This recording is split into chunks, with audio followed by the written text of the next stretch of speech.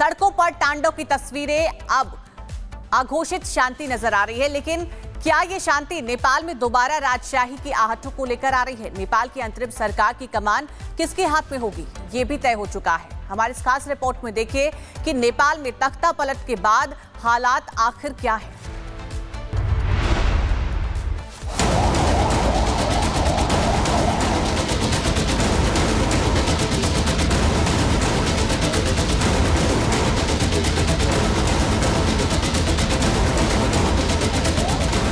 नेपाल में तख्ता पलट के बाद हिंसा फिलहाल थम चुकी है,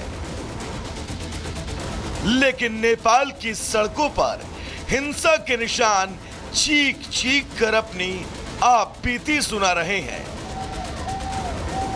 जली हुई इमारतें, आग के प्रकोप में अपना अस्तित्व खो चुकी गाड़ियां, वीरान पड़ी सड़कें, टूटे जले हुए बाजार नेपाल की राजधानी पर हुए सितम की गवाही दे रहे हैं।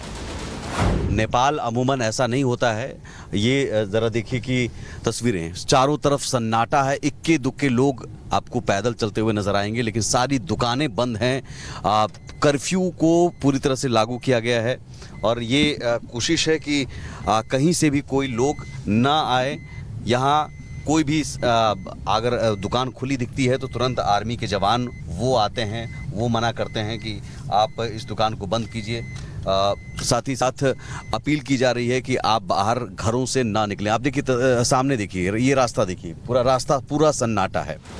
लेकिन इन सब के बीच एक सवाल जो सभी के जहन में है कि आखिर अब नेपाल की सत्ता पर कौन विराजमान होगा।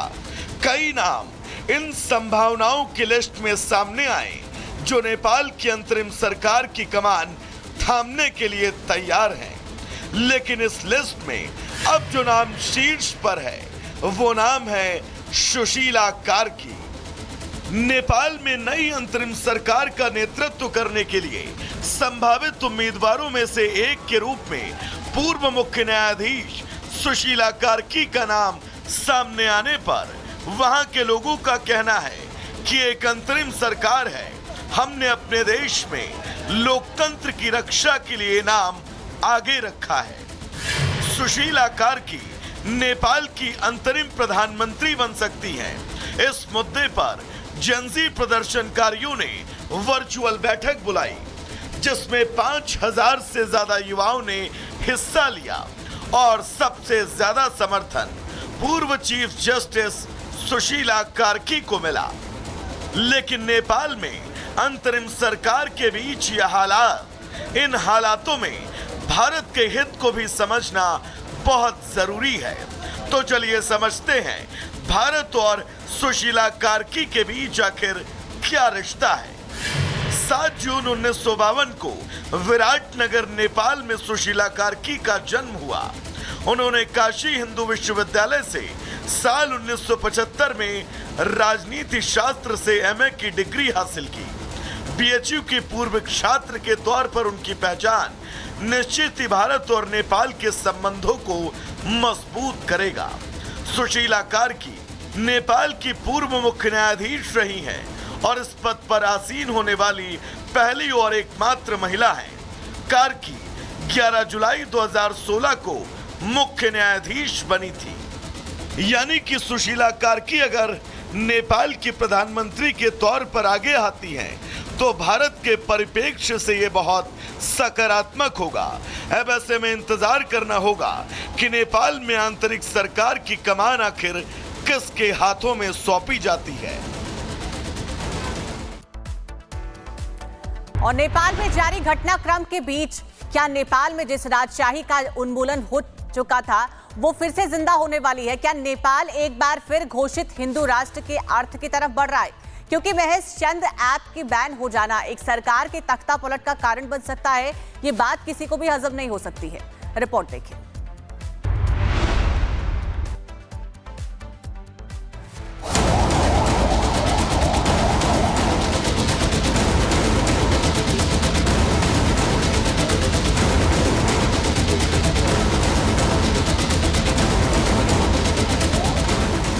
नेपाल में तख्तापलट के बाद हिंसा फिलहाल थम चुकी है।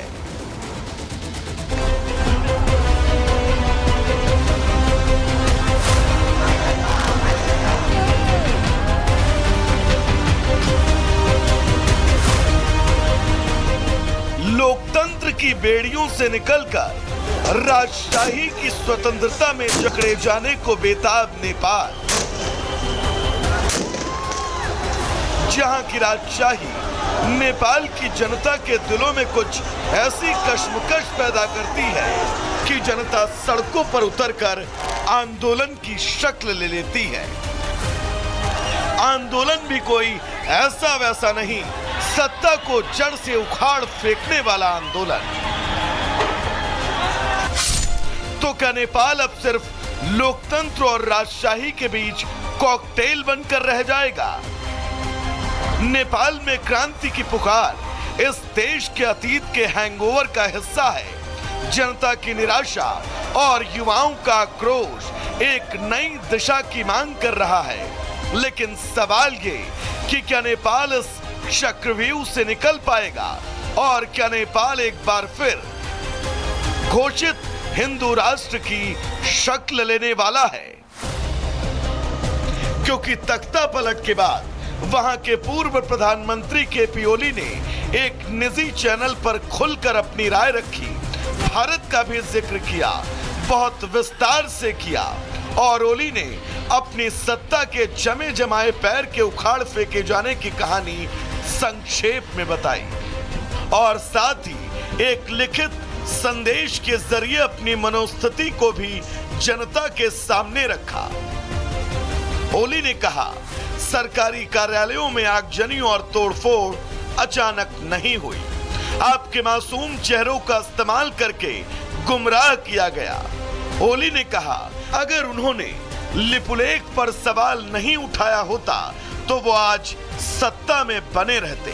संवेदनशील मुद्दों पर भारत को चुनौती देने की हिम्मत दिखाई, ये उसी का नतीजा है। ओली यहीं नहीं रुके, उन्होंने आगे कहा कि अयोध्या और भगवान राम पर उनके रुख की वजह से उन्हें राजनीतिक कीमत चुकानी पड़ी। दरअसल बात साल 2020 की है, जब ओली ने श्री राम के जन्मस्थान को लेकर विवादित बयान देते हुए अपना दावा मजबूत किया था। केपी ओली ने कहा था कि भगवान राम भारतीय नहीं, नेपाली हैं। भगवान राम का राज्य नेपाल के वीरगंज के पश्चिम में स्थित है। इन हालातों के बीच एक ऐसा देश जिससे 1996 में राजशाही के खिलाफ सशस्त्र आंदोलन शुरू किया, फिर 10 सालों की हिंसा और अस्थिरता के लंबे दौर से गुजरने के बाद 2006 में जन आंदोलन को अलविदा कहा। इसके बाद माओवादियों की सरकार बनी। क्रांति की आस में खून खराबा और बराबरी के लिए लंबी दुश्वारियां सहने वाली नेपाल की जनता को अब उम्मीद नजर आई। नेपाल ने 2015 में नए संविधान के साथ खुद को एक संघीय लोकतांत्रिक गणराज्य घोषित किया, लेकिन फिर भी आज नेपाल अपने अतीत की जंजीरों से पूरी तरह आजाद नहीं हो पाया। राजशाही समय समय पर अपना सर उठाती नजर आई और जिसके बाद अब तख्तापलट। तो क्या वाकई जिस नेपाल में हिंदू राष्ट्र की परिभाषा छोड़ साल 2006 में धर्मनिरपेक्षता को अपनाया, वो अब दोबारा से हिंदू राष्ट्र होने की दिशा में आगे बढ़ रहा है? नेपाल में राजशाही के समर्थन में अभी महीनों पहले आवाजें भी उठी थी। लोग राजधानी की सड़कों पर थे और फिर कुछ महीनों बाद ये हिंसक प्रदर्शन और तख्तापलट। कहीं इन दोनों का आपस में कोई मेल तो नहीं? Bureau report, Republic Bharat.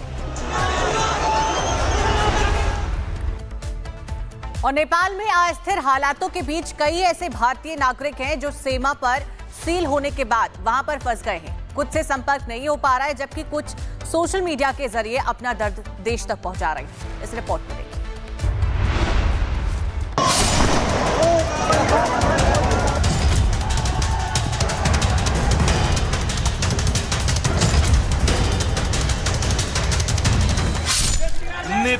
हिंसक घटनाओं और बिगड़ते हालात के बीच सेना ने शुक्रवार तक कर्फ्यू लगा दिया।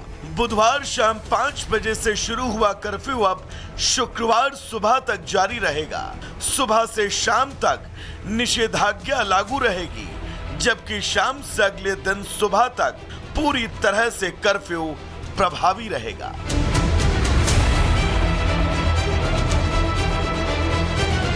वहीं हिंसाग्रस्त नेपाल के लिए भारत के विदेश मंत्रालय ने दूसरी एडवाइजरी जारी की है।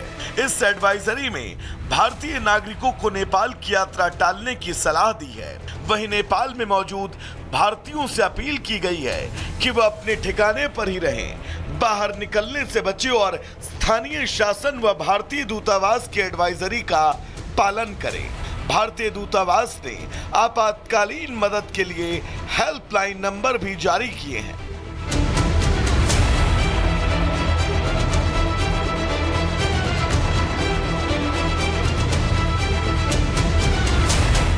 दरअसल नेपाल में कर्फ्यू और भारत नेपाल सीमा बंद होने से वहां बड़ी संख्या में भारतीय फंसे हैं। इसी क्रम में महाराष्ट्र के डिप्टी सीएम एकनाथ शिंदे ने लोगों से बातचीत कर उन्हें जल्द सुरक्षित वापसी का आश्वासन दिया। वहां फंसे भारतीय भी हालातों के चलते परेशान हैं और धीरे धीरे उनकी परेशानी बढ़ती जा रही है।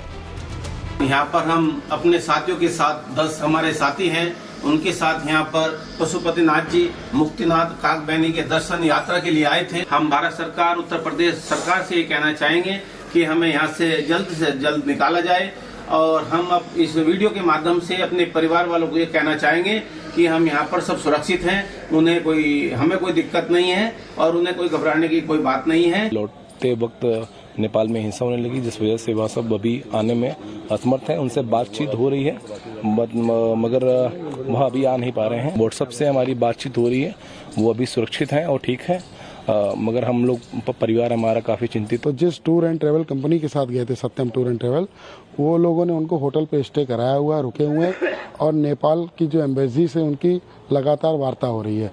जैसे ही यात्रा खुलेगी, प्रथम इनको बोला गया है कि आप लोगों को सुरक्षित भेज दिया जाएगा। वहीं यूपी के रहने वाले भारतीय बड़ी संख्या में नेपाल में फंसे हैं, जिनसे लगातार यूपी की सरकार संपर्क साधने की कोशिश कर रही है। लगातार आगजनी, दंगा, झगड़ा, तोड़फोड़ हो रही है। विदेश मंत्री सुब्रमण्यम जयशंकर जी, उनके कार्यालय को परिस्थिति अवगत कराया गया है कि वो उनकी मदद करें, सहायता करें। वहाँ से हिंदुस्तान के लोग, विशेष रूप से मुजफ्फरनगर के लोग, वो वापस कैसे लौटे, उनकी बातचीत की गई है। उनके नाम, उनका पूरा डिटेल उनको अवगत करा दिया गया है। स्थिति बहुत गंभीर है और हम भी सारी स्थिति पर नजर रखे हुए हैं। इन हालातों के बीच नेपाल में फंसे लोग अपनी खौफनाक आपबीती सुना रहे हैं, साथ ही वीडियो के जरिए अपना दर्द भी अपनों तक पहुंचाने की जद्दोजहद में जुटे हुए हैं। नमस्ते, हम लोग नेपाल में फंसे हुए हैं। मेरे साथ कई सारे सिटीजन हैं, सीनियर सिटीजन कई लोग हैं, वो लोग बहुत बीमार हैं, परेशान हैं। हमें प्रफुल्ल का नंबर मिला था, प्रफुल्ल ने हमको मदद देने को कहा है। हमने सारे नंबर प्रफुल्ल को दे दिए हैं। प्लीज हम लोगों को नेपाल से निकालने की कृपा करें। नेपाल में हिंसा के हालातों के बीच भारतीय मूल के नागरिकों के रेस्क्यू की भी कवायद जल्द शुरू होने वाली है। अगर नेपाल में कर्फ्यू की मियाद बढ़ती है, बॉर्डर सील रहते हैं, हालात नहीं सुधरते हैं, तो आने वाले वक्त में भारत सरकार भारतीयों के सुरक्षित वापसी के लिए कोई नया मिशन लॉन्च कर सकती है। Bureau report, Republic Bharat.